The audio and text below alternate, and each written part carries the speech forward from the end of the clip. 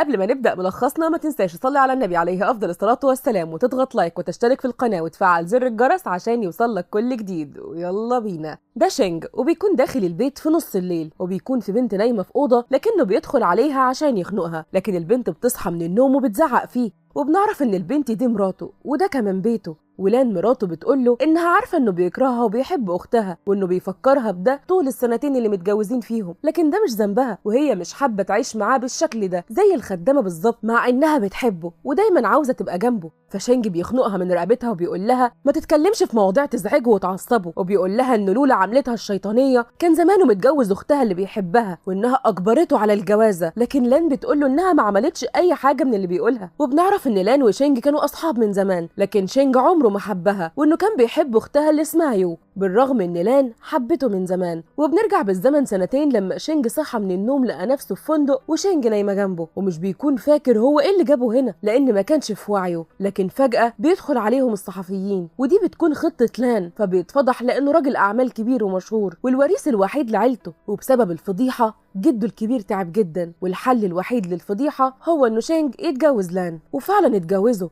لكن لان بيعيشها في جحيم وبيعاملها زي الخدامة حرفيا، ولان بتقوله انها زهقت منه وبتطلب منه الطلاق. وتاني يوم شينج بيقابل صديقه المقرب شيني واللي بيكون صديقه هو ولان من زمان، وبيقوله انه مخنوق من عيشته مع لان. فشيني بيحاول يهون عليه وبيقوله ان لان بتحبه من زمان، لكن شينج مش بيقتنع بكلامه وبيقوله انه بيفكر انه يخلص عليها. ولان بتروح تقابل صديقتها شياو، واول ما صديقتها بتشوفها بتلاحظ الحزن في عينيها وبتسألها عن السبب، فبتقول لها انه شينج وان الحياة معاه اصبحت مستحيلة وانها لازم تتطلق منه. لكن شياو بتقول لها ازاي تتطلقي وانتي بتحبيه من 15 سنة؟ ولان بتلاقي ان صديقتها مش فاهماها فبتسيبها وبتروح لوالدها لانه وحشها جدا بالرغم انه قطعها بعد المشكلة والفضيحة اللي حصلت. لكن لان وهي داخلة بتسمع مرات والدها بتتكلم عنها بطريقة وحشة قدام يو ووالدها، والمصيبة كمان ان والدها نفسه بيتكلم عنها بطريقة وحشة وبيقول لاختها يو انه كتب لها كل ورثه باسمها ومش هيسيب حاجة لان. ولان بتتصدم ان مفيش حد بقى يحبها بعد ما امها توفت،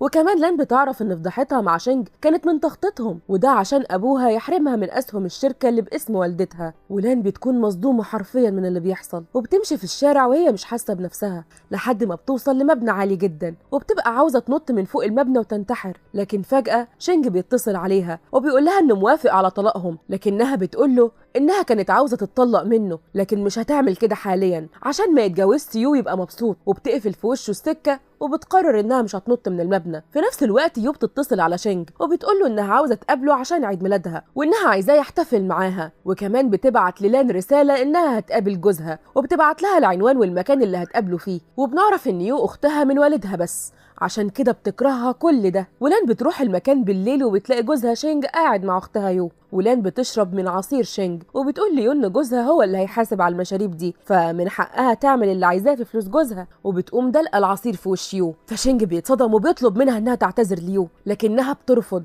فبياخدها بره المطعم عشان يعاقبها، ويو بتكون مبسوطة لأنها عملت اللي هي عايزاه. ولكن ولان وشينج مروحين موبايل شينج بيرن وبتكون أم يو وبتقول لشينج إن يو اتنقلت للمستشفى لأنها فقدت الوعي بعد اللي حصل من لان، فبيقول لها إنه هيروح لها فورا. فلان بتقول له إن دي أكيد كدبة منها وإنها بتتمنى إن يو تموت بجد. فشينج بيتعصب وبينزل لان من العربية وبيسيبها في الشارع وبيمشي، ولما بيروح المستشفى بيلاقي يو فعلا فاقدة الوعي وأهلها معاها. ولان تاني يوم بتروح المستشفى وبتلاقي إنها حامل في توأم ومش بتبقى عارفة ازاي هتقول كده لجوزها شينج لانه مش بيحبها، وبتقول انها لازم تخليه يحبها. وفعلا بتروح البيت وبتعمل له الاكل اللي بيحبه وبتتصل عليه وبتقول له يرجع البيت يتغدى معاها لانها عايزه تقول له خبر حلو، لكنه بيقول لها انه مش هيمشي من المستشفى دي غير لما يو تفوق. فبتقول له انه لو مرجعش البيت حالا هتروح له المستشفى وهتموت يو فعلا، فبيضطروا انه يرجع البيت لكنه بيكلمها بطريقه جافه وبيقول لها انه رجع عشان ياخد شاور ويرجع تاني ليو. فبتروح وراه المستشفى عشان تشرح له ان اهلها هم اللي عملوا الفضيحه وان هي ملهاش اي ذنب في اللي حصل، لكنها بالصدفه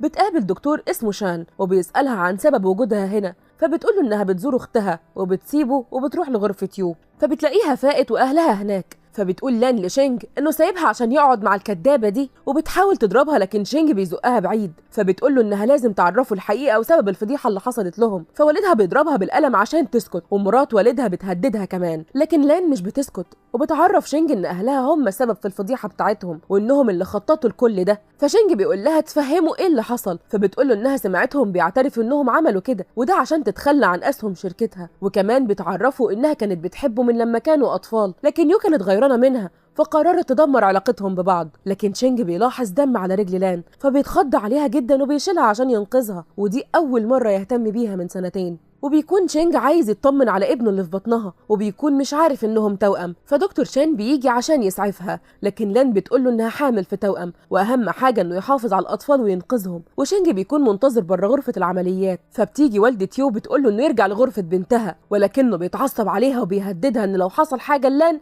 مش هيرحمهم.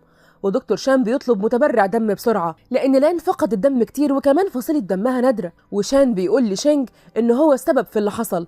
وبنعرف ان دكتور شان عارف لان ومعجب بيها، وفجأة بتظهر يو بتقول انها هتتبرع للان بدمها، لكن بشرط انها بعد ما تعمل كده وتنقذ لان شينج يطلقها. فشينج بيضطر انه يوافق عشان ينقذ لان، ولما بتفوق لان يو بتقول لها ان شينج طلقها، وكمان بتوريها انبوبه بتقول لها ده ابنك اللي مات وهو لسه جنين. لكن دكتور شان بيجي وبيخرج يو بره وبيطمنها انه عارف ينقذ واحد من التوأم وهم في العمليات، فبتسكته لان وبتقول له ما يعرفش شينج عن الموضوع ده، وبتطلب منه انه يوديها مكان بعيد ترتاح فيه. وفعلا لما بتبقى كويسه بتسيب ورق جوازها وخاتم شينج على سريره، وشينج بيعرف وبيزعل جدا، وبنكتشف انه كان بيحب لان من وهم صغيرين، ولكن بسبب الفضيحه اللي حصلت وجده اللي تعب كرهها واكتئب جدا لدرجه انه عدى سنتين وهو لسه بيفكر فيها ومحتفظ بخاتم جوازهم. وشينج بيزور قبر ام لان لانه عارف انها بتزوره كل شهر وعنده امل انه ممكن يقابلها هناك، وبيلاقي هناك رسائل كاتباها لان، فبيعرف قد ايه انها كانت بتحبه وبتعشقه وحاولت تعمل كل حاجه عشانه، فبيحسوا ان فعلا كان غلطان في كل اللي عمله معاها. لكن فجاه بتدخل عليه وبتقول له انت بتعمل ايه في قبر الحقيره ام الكدابه لان؟ فشينج بيضربها وبيقول لها تحفظ لسانها، وبيرن على صاحبه شيني وبيقول له انه يعمل اي حاجه عشان يلاقي لان. وشينج بيروح لشياو صاحبه لان وبيسألها عن مكانه وايه اللي هيقفل لها شغلها، فبتقول له الحقيقة، وهي ان اخوها دكتور شان ولان سافروا بره البلد من فترة لكنها ما تعرفش مكانهم. فشينج بيرجع لصاحبه شيني لان لان هربت مع دكتور شان، فصاحبه بيقول له يستنى لحد ما يعرفوا مكان لان وبيدور عليهم، لكنه بيرجع لشينج بخبر مؤلم وهو ان لان ماتت هي وابنها اللي عنده سنتين. لكن شينج مش بيصدق وبيقول ازاي لان تولد بعد الاجهاض اللي حصل لها من سنتين؟ فصاحبه شيني بيقول له انها ممكن تكون اتجوزت دكتور شان وده ابنها منه، وشينج بيكون مش عايز يصدق كلام صاحبه مع انه مقتنع بيه، وبيبص للخاتم وهو زعلان انه لان سابته وهربت مع واحد تاني وكمان اتجوزته وخلفت منه. وفي يوم شينج بيكون عند قبر ام لان فبيلاقي يو ابوها داخلين عليه وبيطلبوا منه المساعده لان شركتهم بتفلس وهو راجل اعمال غني. فشينج بيوافق لكن الاول لازم يكتبوا كل املاكهم باسمه وده عشان يعرف يتصرف بحريه. لكن بعد فتره والد يو بيروح لشينج وبيشكره انه ساعده وبيطلب منه يرجع له املاكه تاني، لكن شينج بيقول له انه مش هيرجع له اي حاجه لان ده حق لان اللي ماتت بسبب ظلمه ليها. ووالد يو مش بيكون مصدق اللي بيسمعه وبيكون مصدوم انه خسر كل املاكه بالطريقه دي. فشينج بيطلب منه يلم هدومه ويمشي من البيت لانه هياخده هو كمان. وفي يوم شينج بيكون قاعد في مدينة تاني بيغير جو وبيبص جنبه بيلاقي ولد بيلعب مع امه وبيتصدم لما بيلاقيها لان وبتشوفه هي كمان وبتكون مصدومه وخايفه. لكن دكتور شان بيظهر وبيطلب من شينج انه يسيبهم في حالهم، لكن شينج بيبص لان وهو بيعيط وبيعتذر لها وبيطلب منها ترجع له وهو هيعمل لها كل اللي هي عايزاه. فشان بيقول له ان لان مش هتتحرك من مكانها وانها خلاص ما بقتش مراته. فشينج بيتهم شان انه حرامي لانه سرق لان وهرب بيها وكمان بيضربه. فابن لان بيزعق وبيقول له ما يضربش ابوه، فدكتور شان بيقوم وبيضرب شينج بعنف، لكن لان بتوقفهم وبيمشوا وشينج بيرجع وبيحكي لصاحبه شيني عن اللي حصل. وبعدها شينج بيتصل بشان وبيقول له انهم لازم يتقابلوا وبيوعده انه هيحترم لان لكن بشرط انها ترجع له تاني. فشان بيقول له ينسى الموضوع ده وينسى لان وبيقفل في وشه. وتاني يوم شان بيروح شقه لان فبيلاقيها سابت البيت ومشيت وسايبه رساله بتقول له فيها انها مشيت مع ابنها لانها مش عاوزه تعمل مشاكل مع شينج. فشان بيتصل بشينج وبيعرفه ان لان هربت هي وابنها لانها خايفه منه. فشينج بيجري ناحيه المطار وهناك بيلاقي لان فعلا مع ابنها وانها كانت ناويه تسافر، وشينج بيقول لها ما تبعدش عنه لانه بيحبها بيحبها وهو مش هيعمل مشاكل لحد لو رجعت معاه. وبيكلم الولد سيفي وبيقول له انه مش شرير وهيجيب له اي حاجه هو عايزها. فلان بتوافق انها ترجع له وبيروحوا فندق يباتوا فيه بشكل مؤقت، وبتنيم الولد الصغير سيفي. ولان بتطلب من شينج يجيب بطانيه من الشنطه بتاعتها، فبيروح بيلاقي الشنطه معموله برقم سري لازم يكتبه عشان تتفتح. فبيجرب تاريخ ميلاده وفعلا الشنطه بتتفتح، فبيعرف ان لان لسه بتحبه. وتاني يوم شان بيروح لشينج وبيقول له يرجع له لان ويبعد عنها، لكن شينج بيقول له يسكت ويمشي من هنا حالا والا هيقول لي لان على كل حاجه، وانه كان متفق مع يو انها تتبرع بدمها مقابل ان شينج يطلق لان، وده عشان شان يقرب منها. وفعلا شان بيستسلم وبيسيب شينج وبيمشي. وشينج بيجهز بيت كبير وجميل يعيش فيه مع لان وسيفي. وشيني صاحب شينج بيكلم لان وبيقول لها انها لازم تسامح شينج لانه من ساعه ما عرف انها مظلومه وهو فعلا ندمان واتغير عشانها. ولان بتروح تزور قبر امها وبتاخد معاها شينج وسيفي، لكنهم بيسمعوا صوت دوشه بره، ودي بتكون يو اللي بتاخد معاها محامي عشان يأذي شينج باي طريقه، وانها عاوزه تشتري قبر ام لان عشان تهدمه. لكن شينج بيطلع وبيزعق لها، فيو بتتصدم لان لان لسه عايشه. وشينج بيطرد يو بيقول لها انه مش عاوز يشوفها تاني. فيو بتقول له ان هي وابوها ما بقوش قادرين يعيشوا بعد ما اخد كل حاجه منهم. فيو بيقول لها ان ده مش من حقهم وان دي فلوس لان من ورث امها. ولان بتشكر شينج انه رجع لها فلوسها وكمان انتقم لها. وبعد فتره